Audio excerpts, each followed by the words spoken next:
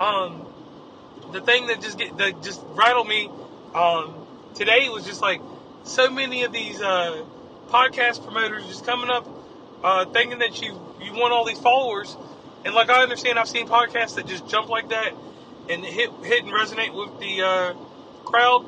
Like my crowd, I live in West Virginia.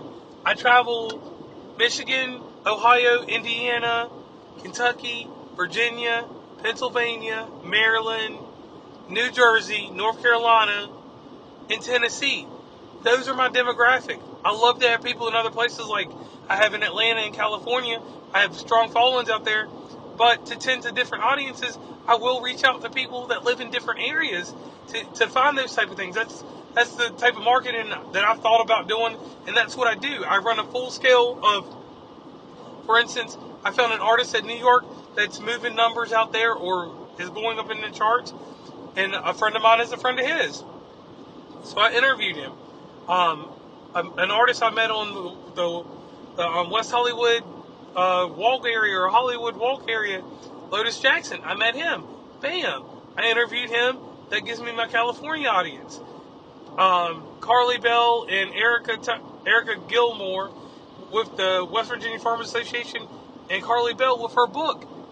They're West Virginians, so that's my West Virginia market, and that's the market for people that want to know a little bit more about West Virginia, which I'll do more insightful things with West Virginia. Hopefully I'll have a few guests that are prominent from the area, such as probably one of our better barbecue restaurants and different things like that.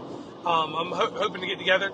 Then the next step that I took is people that I personally admired in life with the things that they do on social media, such as a young lady named Amy. I was very intrigued with what she did, so I put that together in a podcast that's coming out in the future. Something else that interests me was a nice lady named Lisa.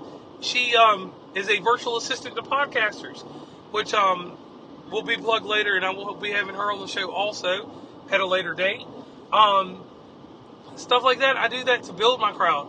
So I don't really need someone to get me these crazy numbers, because they're numbers that are going to just sit for a time. I would constantly have to pay this payola to have these numbers. And I hope to God that none of you all are out here doing this and paying this payola type deal, because I just don't think it makes sense for me to pay for listens. I want them to come organic. The advertisements, from what I gathered, I only have Anchor right now. I have been on Podcorn trying to pitch to people, even though my numbers are not exactly what they're looking for in certain demographics, but I'm still pitching. I went over to Stitcher. Stitcher has a thing called mid-roll. You can get access to big clients through them. I signed up with them a few days ago, so I'm going to start putting in a few more advertisements, trying to get a few extra dollars out of it, but still staying original to my form and not trying to keep everything locked down in a weird way.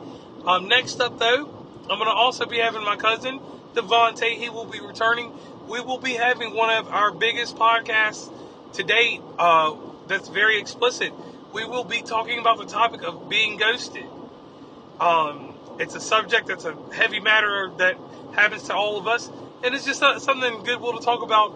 And hopefully in the near future, I can have him as a featured guest to keep coming on, because a lot of y'all, my listeners, you really do like the fact that he comes on. He comes with a different vibe, different energy than me, and he does make my show very livelier. And also in the near future, I hope to have some recurring guests on the show. Next week, we're going to have Carmen Haskins with her book.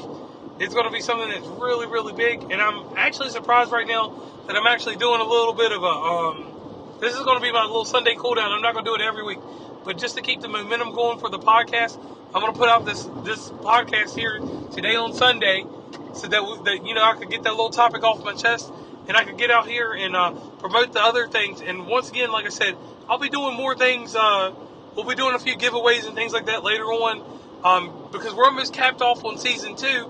So season 3 is going to start, and I'm going to have quite a few surprising guests on there. And I just want to thank you listeners once again. And it's really awesome to be able to just get out here, produce a show, and have people listen and get feedback. I love the positive and the negative feedback, because both of them help me do better in what I'm doing. So once again, thank you guys. West Virginia Uncommon Place, signing out. Wow. crazy thing that happens with these podcasts is the further one you get with promotion and everything, and you get out here, you get a few fans, a disturbing amount of random people pop up asking to promote your podcast. And it doesn't matter what country they're from. None of that even bothers me on that part. It's just the fact that my personal experience, even this weekend, I had someone say, oh, I can boost your podcast by 10,000, 20,000 people, all this extra stuff.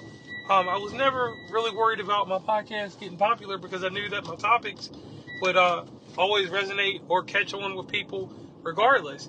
And I mean, I've had all kinds of, some people won't even go as far as follow your page and just ask you in the little general description if you're looking for someone to do a podcast with you. I mean, to influence your podcast. Oh, I'm a professional iTunes podcaster promoter. And I'm thinking to myself, residually, maybe if I was making music, I need the extra downloads. But my whole thought on this whole podcasting thing has always been to have the continued listener. Have someone that wants to come back to back, or week after week, not back to back, to actually hear what I've got to say, or what guests I got on, or leave me like some type of voice message through the Anchor app, or however they decide to contact me. In which that's one thing that I do need to talk about. You can always contact me at jr3650sp@gmail.com. Also at West Virginia Uncommonplace through Instagram. Snapchat is something that is kind of business-wise, it works out good plug-in places. But outside of that, I do not share my personal Snapchat. I do not have a business one. That's a lot to keep up, but I do keep the business page for West Virginia Uncommonplace on Facebook, and I also keep it on Instagram. And like I said, through Anchor app, you can do all your voice messages. But yeah, this was a real topic that kind of just threw me for a loop, because it's happened a lot more with the more popularity that's come with the podcast. And the thing that I do with the podcast, and I'm doing this one to help other podcasters. I go out and a lot of these groups on Facebook are like, let's not do a share for share, or let's not do this or that. If you come to me with your podcast and it's genuinely good, I will throw you up a Snapchat tag to your podcast somewhere in one of these many states that I travel through. I will definitely do that for you. Because I'm here for my fellow podcasters, because everyone has a voice, everyone has a different message. So I want to hear what anyone has to say.